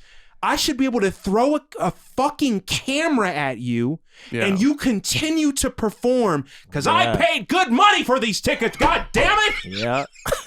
Yeah. Seriously, to the point where there's viral TikToks where they're making fun of him, like doing this trope of like he hates his fans. It's like someone threw some shit at, like, he doesn't deserve human dignity and respect because he's performing and he has, wealth and all of this. Yeah. You know what I mean? It's like, it's like the McDonald's customer service mindset of like multiple generations of people in this country. And I was also saying to this person, some of these people think that they got the humanization thing down, like they got it down to a science, but it's really just a public relations checklist tied to optics and performance. Yeah. And they're applying it to these celebrities and these performers, but they also apply it to themselves and their friends. Yeah. And especially in the digital age where people aren't even actually socializing in real community like that anymore. Oh, it's so spooky out there. It's especially for younger. A crowd like that can't even do but the hook of that song, and it's supposed to like, his fans, and it's a whole concert of people that don't know the verses to his own song. No, but I couldn't believe it was a conversation. Right. I could not believe it. I really couldn't. Bro, that's why I think people thought it was a phone. I think, and people thought that was hard. If someone threw, if somebody threw their phone, they don't give a fuck about their phone either. That's what I'm What are we talking about? What are we talking? That's what I'm saying. Yeah. Like, don't throw something at somebody. Right. Like, I mean, bro, that's why I respect people that work in Europe so much, because they're just like, they don't give a fuck about their job because it's not their whole life. Yeah. They're just like, you ask them for something, they're like, yo, sure, I'll get it because I'm here right now, but fuck you a little bit. Yeah, it's culturally, all that energy. It's kind of badass that you know. Yeah. Like it's Europe, still whatever. You're still Europe and slave slave. Africa, same shit. Do y'all see what I'm saying in that though? Like, like the commodification, like a human as a commodity, yeah. But it's also the atomization that has to exist for people to stand in a room like that and treat someone like that. Yeah.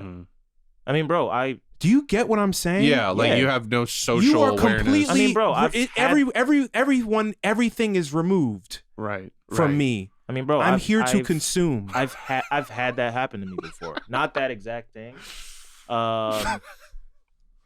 Actually, first of all, two things. Shout out Ariel Elias, who's a comedian friend of mine, just blew up online because somebody did that to her.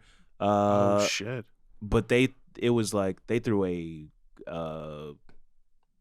beer can at her, a full beer can, on stage, and she like. Bro, what is it? Like, what is? Because it's just a fucking mess, right? Like this is also what the person I was talking to was saying. I saw a video of like I think it was Lucky, either getting his dick grabbed or something, and and he like almost beat the shit out of the kid. And it's like these little white kids that go to see these rapper shows have no idea how to act. Yeah, and then it's just like, what the fuck is going on? I mean, bro, you saw that at the Looper show. They don't know how the fuck to be at a show. They're looking at that, people, and that was innocent. That was just like they didn't know how to do a Soul Train line. That was some regular shit. But no, but still, like you're not even drunk. You're not even just having a good time and don't give a shit. And have fun. Don't be weird. To the point about Steve, I did a show a few years ago that it was at an anime convention.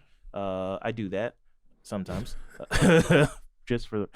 It was at Anime NYC, and I was hosting an event, and I don't remember if they introduced me as a comedian or if they just brought me up and was just like, he's just gonna entertain y'all for a second. I don't remember what it was. Like people that don't, like you're a sideshow. Well, like people, we don't know what he's gonna do. When people are not like explicitly comedians, they don't know how the fuck to handle comedy. Like I don't know if you go if you perform at a comedy show.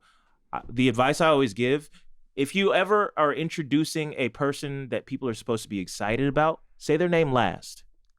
It's that simple. Say their name last. It's not a TED Talk, but if there's a comedian at a college, they'll have their student host and they'll be like, your next performer's name is Yedoye Travis.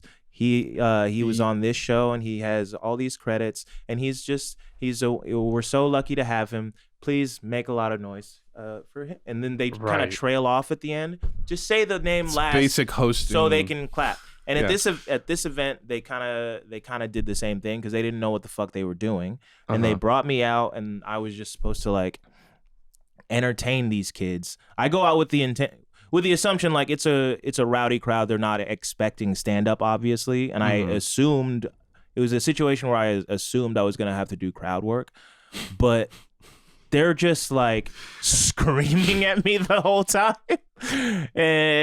Not like screaming, but they're just like demanding that I do all types of different shit that I don't do, or that I do. People are animals, bro. They're fucking like get a hold of yourself. Yeah, well, they're just basic decency.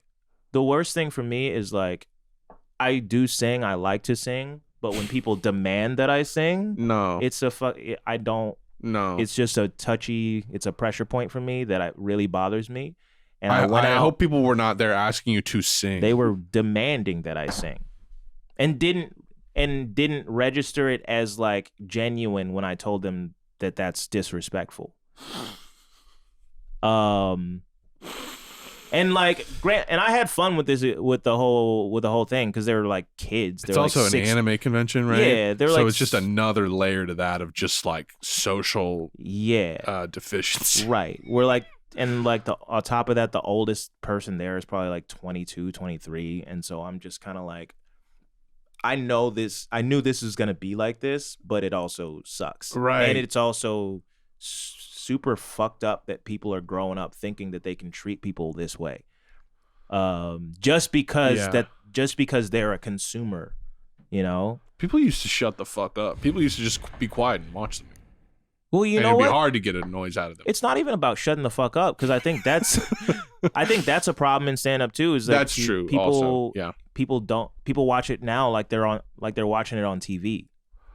Ooh, yeah, you know, yeah, and that's like, weird. Yeah, it's real fucking weird. And I go to shows now where I'm just like, yo, if you got something on your heart, just say something.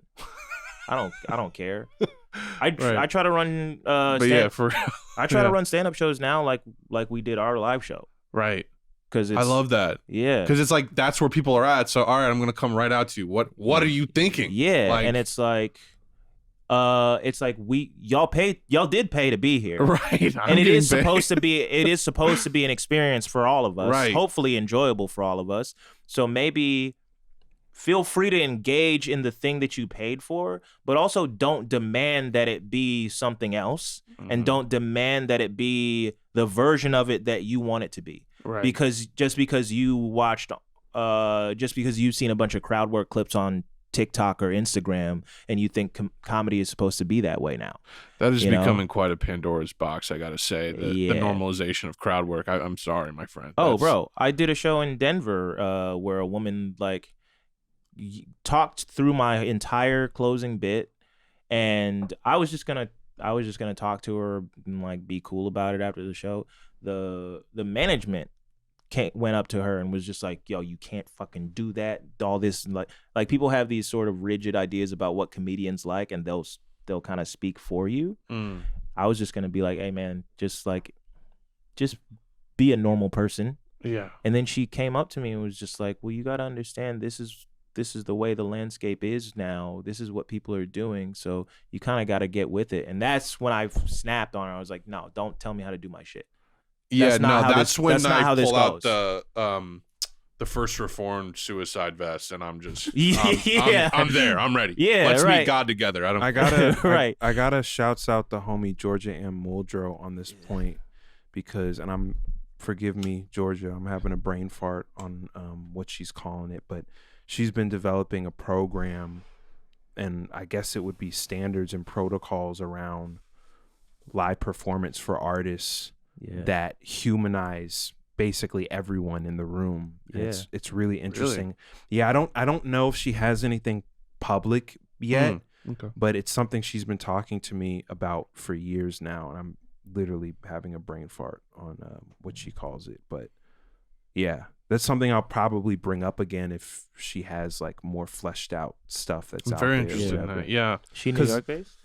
No, she's in LA. Okay. But this is like it's literally related directly to the Prefiguration and all the shit we were talking about before, because it's like that's another part of it. It's like, how are we humanizing each other in these experiences of like exploring art and experiencing art and all of that, getting away from the shit of treating performers and artists like fucking Chuck E. Cheese robots. Yeah. Right. Chris, I think, what's his name again? DiStefano. DiStefano. I saw a clip of his on TikTok, which I feel like I watch more fucking stand-up than I ever have in my life because I'm just on TikTok. It's just like, this works, this gets engagement, just straight jokes. It's like, go figure. Comedy, stand-up comedy would crush on an app where like jokes go viral. It's because people don't want to burn their material in there. That's all that is. But yeah, no, I was also just saying, like, in general, like it's respect to the art of stand-up comedy, because it goes, like, if you go to Sebastian Maniscalco's fucking TikTok, it's just millions of, I mean, it's like it's like 2-minute jokes, and it's just millions of likes, and it's just it puts into perspective. It's like, yeah, this is really like this also is an art form in a way. You know what I mean? Like Yeah. motherfuckers are. But anyways, that was my point. Fucking, he got his punchline yelled at him at this that is so annoying. his like this huge show. It wasn't huge, but it looked like a big like barbecue or some shit. Yeah. And the guy after he said, he's like, "Oh yeah, thanks, you ruined the joke." And he goes, "Yeah, I know you, bro." And it's like, dude, I don't have brain cells that would like fit that structure to even make that make sense. But he was like, I gotta say, I've been doing stand up for X amount of years. You're the worst audience members I've ever had, or like this year. He's like, you were the worst audience. He's like, he was like, put your heads down. He's like, put your heads down now for the rest of the show. Yo. Put your heads down. And he's like, I could make them kick you out right now, but just put your heads down. And they literally like, and like put their heads down. Oh my God, and bro. it was just like, you could just act like a normal person. Yeah, you could act like a normal human being. Right. This You shit know? is such a fucking mess, man. It's like people go to comedy shows, and the one thing I understand is not sitting in the front. You don't want to get talked about, whatever. But like, it doesn't have to be like that. You can just come to a show and also maybe like just suck it the fuck up and take a joke or two about the fucking shirt you're wearing. There's also that. There's also that. Just to broaden it out a bit in terms of live performance space stuff and like how weird things are. You know, people for a minute have like been trying to point to the pandemic and like people being in isolation and that being like, and I definitely think to a certain degree that was a thing, but my gut is saying that there's a broader social and cultural thing happening because of how isolated we fucking are across multiple generations, and increasingly so in our day-to-day, in our social interactions, and also like the interplay between that and how we interact with each other through social media. So it creates this situation to where someone's like, from behind a screen, I love this person so much and I love their art so much, I'm gonna buy this ticket and I'm gonna show up and whatever happens, and they get there and some people are just frozen because they're anxious and they're not socially primed to be in that kind of environment. They just kind of took a leap of faith and jumped in anyways. But then you got people who are like, I paid good money for this ticket, god damn it. Right. I gotta get my picture. Yeah. I gotta get my picture so bad that I'm gonna throw my fucking disposable camera at your body so that maybe you'll pick up the camera and take a selfie and throw it back to me. It's like they don't have any type of which they're doing because they saw that online, probably like, oh yeah, there we go. Meg Thee Stallion caught a phone and this is what she did. You know, it's like, right. And that to me is that's the scary subtext of the whole thing. It's how can we just shake things up and open up space to where there's new cultural and social norms and standards and socialization, humanization, to where there's a synchronicity that's in the room or in the venue space, and there's a trust that's in these spaces, right? You know? Yeah, right. And yeah, we need to cultivate that like all over again. It feels like it's yeah. But it's hard to do, like you said, isolated and with a lack of community in any physical sense. Yeah. I mean, and people are leaning into that too, which I really don't like. And like, it's not, and by leaning into it, I'm not talking about like, you connect with people however you're going to connect with them. You find your people however you're going to find them in whatever context, digital, real life, whatever. There's no question about that.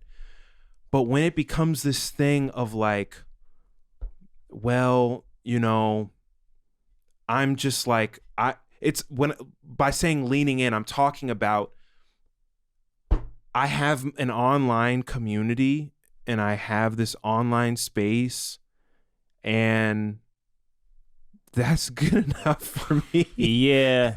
And I know it's like, it's so sad.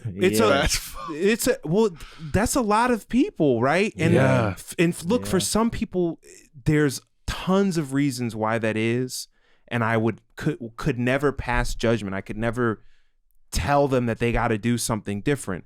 But for a lot of people, there isn't really an excuse in like the deepest, broadest sense to not be trying to like get out physically and meet with people and be with people. And I am saying this as a person with mental disorders, specifically around anxiety and social dynamics and things like that, clinically diagnosed. You know, it's like you have to at a certain point realize that you're in like trying to calm yourself and like whatever in the immediate, you're long-term doing a disservice to yourself. You're actually shortening your life. You're lowering the quality of your life because you're not wrestling with that temporary, momentary discomfort that it takes to make these deeper social human bonds that will ultimately open shit up for you in a way that you probably never even imagined, especially for younger people. If you're a Zoomer and you're younger and you didn't grow up in physical community and spaces with people and you don't know what that's like. I mean, this is, I feel like we said it before, but it's like, we lived this way for thousands of years. This is how we evolved as a species. Right. Just coming full circle to what we were talking about earlier. It's like, there's a reason why you feel the depression and the anxiety and the yada, yada, yada. It's not just something that's fucking hard-coded, baked into your brain and genetics and whatever. It's environmental. It's also environmental. And it's like, you have to get out and you have to be around people. You have to socialize in order to break that shit. I mean, bro, as much as I know working out has been a big boon on my mental health, I also have like a sneaking suspicion. I'm just like, is it just because I'm just around a bunch of people for an hour? Right.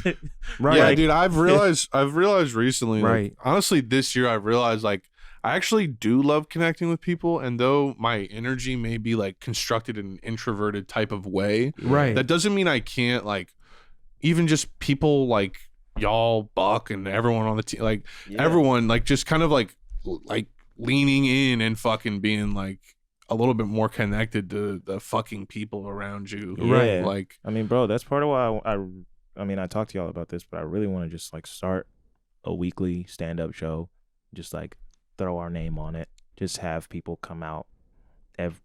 Doesn't even have to be a big production, doesn't have to be a big thing, just a place for folks to come through and just like, you know, see a show. Doesn't necessarily have to be all me, but like, you know, just book some friends I know. Continue to open up space for that type of connection. I did want to say, to your point about you reflecting on how you are socially, like, I relate to that, albeit in a different way. It's like, the way I look at it is we're like trying to do this labor to connect more with each other as humans while simultaneously like struggling under capitalism or trying to survive and live under capitalism. So it ultimately becomes this, in my mind, this balance of trying to like maintain and cope, but you have to understand it. You're maintaining and coping in this particular way of maybe wanting to withdraw more because of what these systems put on us, that where a broader social interaction is going to overwhelm you maybe in a way it wouldn't if you didn't have to worry about fucking rent, if you didn't have to worry about being up 7 a.m. I'd probably for your be an job. extrovert, honestly. That's Right, what I'm that's what I'm realizing. saying. I'm supposed to be More an of us would extrovert. be. More of us would be. Like, I'm not. Like, I'm functionally not an extrovert at all. Yeah. I get all my energy from being alone. But also, I'm like, I feel very social sometimes, and I'm just like, why am I like, I have had a horrible relationship with just people for years. Like, just the concept of people and being around other people because we were socialized in such a fucking brutal way. On And then multiple levels, family, school, like literally on it 360, everything around you. Like, I mean, and then now at almost 30, like, I'm like, oh, like, I actually like people. Like, that's sad as fuck. Yeah. That's sad as shit. I mean, and it's like we're just getting a glimpse right now. Yeah. We're just getting a glimpse. Yeah. I mean, bro, I think about, like, not to keep it on dwelling on the stand-up thing, but like over 10 years of doing stand-up, I've built a bunch of relationships with people that like I like on the surface, but I cannot escape the feeling that there's social climbing going on, that people are trying to manipulate relationships and like maneuver themselves into like all types of clout chasing shit. And it's like just feeling that dynamic at all times, that suck. And like I remember when I first started, a dude in Atlanta was explaining that dynamic to me, and he was just like, yeah, like we're not really friends. I remember this. Yeah, and I was just like, first of all, why would you tell me that? But also like, yeah, it's that's a little stupid bit, as fuck. It's a little bit like functionally true in a way where if we're at a point where like I don't feel comfortable just like hanging out with you just casually, and it doesn't have to turn into like, let's write something together, or let's do this, or let's do that, let's like pitch something. Like the definition of a clout chaser to me, because that sounds like I don't know, whatever. I'm not calling that guy that, but like the definition is like they always are more obvious than they think they are. Right. They always think they got control of what's going on. Yeah. And that they're not being obvious when it's the most obvious type of person on earth. Right. The sad thing about quote unquote clout chasing, at least in our context, and you spoke to it off camera earlier, but it's you spoke to it in a different way. In our context, it's like, or at least I perceive it as a reflection of yet again the hamster wheel. Right. Yeah. You have an opportunity to connect with people in a cooperative and like communal and like trust-based way, but your brain is still so tainted by the track of capital and the like hyper individualism that it's warped your social it's impacting your social interactions. Yeah. Like you could have everything and more, but you're so, again with this low vibration thing, it's like it's so it's funny as shit. you want that immediate, and that is a through line on so many levels, dog. It's even a through line at like the broader level of what we were talking about earlier of like people who like legends who are making revolutionary art through exploitative institutions and means and whatnot. It's like, get it however you're going to get it. But then it's like when you bring up, okay, well, what's the outside thing that we can build and we can work together to build? It's conveniently the mind swings back to, I gotta get this thing right. I gotta get this bag right here. It's like, okay, well, when does the bag chase end? Right. Yeah. Like, does it ever end? Yeah. And if not, what is the talk about? Right. Like, can you ever just? What is the talk about? You're wasting your breath. Yeah. You know, and other people's time. Yeah. You know. Right. Yeah, man. It's crazy. Yeah. Yeah, dude. Like, I also think like, you know, that ties in with the fucking like, just the shorthand of, oh, this nation, that nation, this nation. Yeah. It's just like, oh, we're still thinking of nations. Like, it's right here. It's been here. It's convenient. It's right here. We can just, but we got to get a good one. All right. Right. And we'll have a different economy, you know, and naturally a different economy. That means everyone will act differently than they have been for thousands of years. Yeah. It's like, yeah. I mean, see, bro, you're an idealist. Yeah. I'm a realist. I'm a realist. People will change. Yeah. I mean, you got to be realistic, man. You got to be realistic. I mean, bro, part of blowing Jeff Bezos' head off will change everyone's behavior. That's what I'm trying to say. Dog, did you see that Elon Musk tweet this morning? No. He tweeted a picture. The caption just my bedside table. Oh my God, I saw that. Yeah, with the fucking Metal Gear Solid pistol next to the flintlock. The fucking Hellboy gun. Yeah. He's got like 8 caffeine-free Diet Cokes crushed. This is a real tweet. Oh my God. Picture? Yeah. That Elon Musk tweeted? Yeah. And then all of his like fucking fans were like, "This is my bedside table." Literally a picture of him, a SpaceX model. Like somebody was like nightmare. Somebody was like, "I'd much."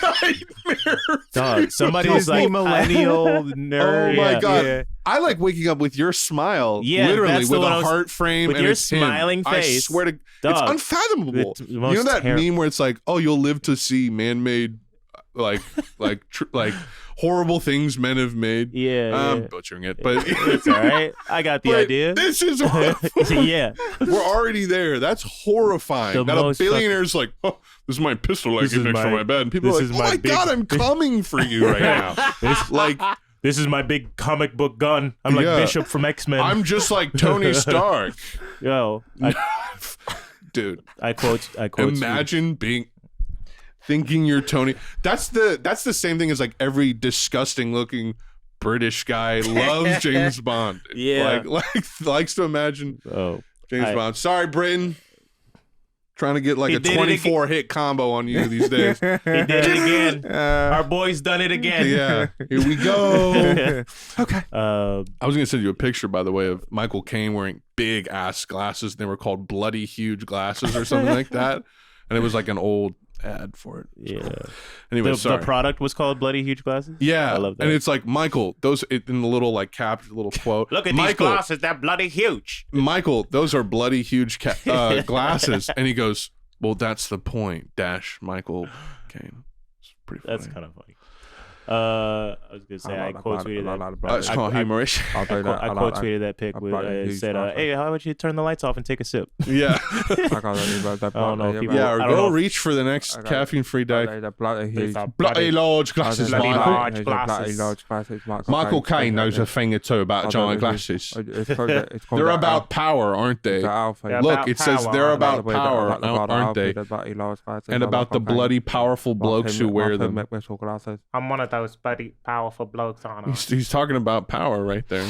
But Michael knows it's not just bloody powerful blokes who desire bloody large glasses. BLGs. This could have caught on. But at that bottom, the Italian job. That bottom picture hit way too huge. Like, shouldn't have used that picture. This, perfectly fine. That, it's like, holy shit, are you getting an eye exam? Like, well, I think these are just for comparison. Those are the product.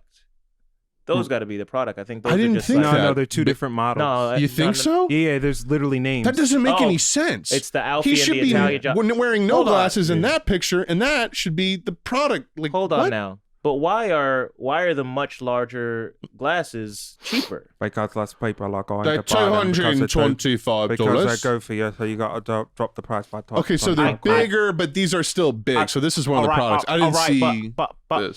I think these ones are just a bit too large. When the more bloody large they get, the smaller the price. That's how it works. If the glasses are this bloody large, then I look like I'm fucking small. Are you not understanding? I'm trying to look like Milhouse from Simpsons. I tried to tell Pixar to put the bloody large glasses on Finn McMissile's windshield wipers, and they told me no. It's not aerodynamic, is it? I told them to put the glasses on the headlights, and they said, no, those are the tits. I'm you miserable bloody and want fool. to kill myself in these bloody large glasses. When I was recording Cars 2, that was the most depressed I'd ever been in my life. The documentary about I Cars got paid 2. $6 million and wanted to kill myself immediately after. 6 million quid to play a Jaguar. What had happened to me in my career? I'm playing a bloody Jaguar. I was in Dark Knight Rises, you know. They told me my name was going to be Finn McMissile. I couldn't believe slobbed it. sneeze and mucus on my face in Dark Knight Rises, and this is what I'm doing. Finn McMissill. Finn McMissill. Wet your whistle with Finn McMissill. Finn McMissill. The Alfie. Wow. Now, if you'll excuse me, I've got to go dry my whistle. That's what British people call it when Which you means pee. beating off in the loo. The loo. The Louvre and the loo. The loo and the loo. Have you ever been to the loo and the loo? OpenCollectives.com/Jaded Forum. If you haven't donated, please do. Please do. Please do. Please do. Desperate times. Hey everyone, like and subscribe. Yeah. Like and subscribe. Hit that bell so you don't miss a notification. Hit the bell as well. That's what they say. Hit the bell as well, that's, apparently. Is that just Fantano that says that? Huh? Oh, does he say that? Yeah, he does say that. And Hit they the all say it. bell as well. These are dark times. I'm getting into late Jim Carrey. Hit the bell like late stage Jim Carrey Twizzy gang mindset. Kids Just drawing people when they're mad. Yeah. Please that's share where with I'm your at. friends. Keep sharing with your friends, or also post in forums. When if you I'm see mad. Excuse me. If you see a funny highlight clip on our YouTube channel, we have episodes and highlight clips. If you see something that you think is cool, post that shit Share on it. Reddit, post it on Twitter. Fucking screen record, clip the videos, send them to people, post them, re-upload, do whatever the fuck you want with them. Yeah, do all that shit. We trying to Send porn to your friends. Do send it. pornography I to didn't your say friends. any of that. Send pornography to your friends and your parents. I used to send pornography to my friends. I clip it out of Playboy, and I do it like Flat Stanley, and I put it in an envelope, send it to my friends. I used to send them a picture of my Finn I had McMissile. to do it by snail mail back in the day. I used to send them pictures of my Finn McMissile. You used to send pornography I to used my to son. take photographs of my hog, clip them out, send it to the girls. Of my McMissile. Don't do that. I'm joking. You used to Anyways, send a pornographic magazine to my son.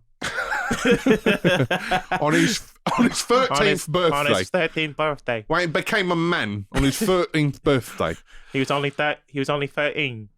It's 13th. On his 13th birthday. On his 13th birthday. I sent my son a British pornographic... people turn 13 3 times. Didn't you know that? You turn 13, you turn 13, and then you turn 30. We have no British watchers, I think, anymore. They're like, fuck off. We haven't even started talking about Monty Python yet. John Cleese. Oh, man. I met haven't his, gotten into I met any of his that daughter, yet. Camilla Cleese. Wow. She does stand up. Really? He's doing like a one last... Shouts out. Shouts out to the Cleeses. Love you. Come on the show. John Cleese. He's going on like one last tour, and it's like before I die tour or some shit. It's like one more before I fucking die. That was the joke in it, at least. Yeah. I thought. I like that. Sorry if That's I missed refreshing. Yeah, why not? Yeah, be self-aware. Y'all like Ray J? I do. Pretty Just the video. baby. When I think of Ray J, I think about how he has a cabal of YouTubers spamming his Raycon headphones. Didn't I talk to y'all about this maybe like a year or two ago? I literally brought this up and y'all were like, what are you talking about? And I was like, you haven't seen the wave of big YouTubers exactly that are all doing Raycon ads? And I'm like, damn, where do you get the liquid capital from for that? I love that you're editing this too.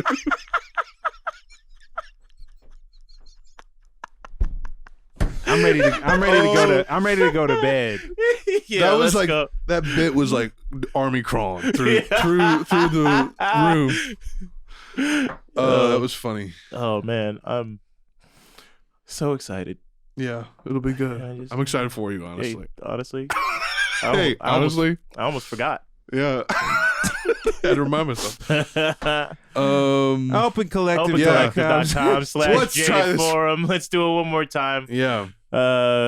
Please do support though. It's a lot of fucking work that goes into this show every single week, and it's, yeah, we're being consistent. It's fun. Yeah. You notice they asked for it. Yeah, it is a lot of work. You notice you hear us talking about me editing. I'm editing the show.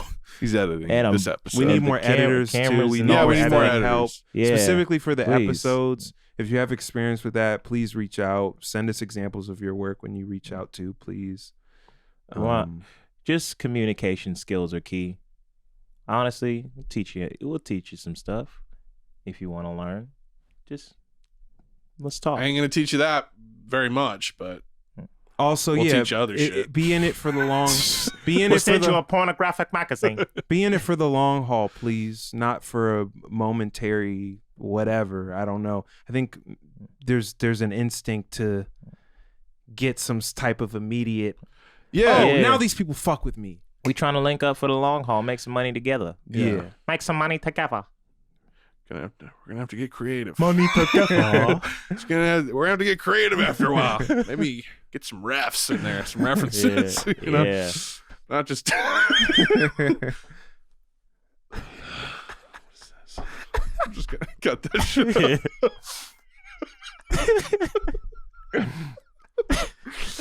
I think it seems like it's over. It's over. All right. Hey. You gonna clap? You Yeah. gonna count? Okay. 1, 2, 3.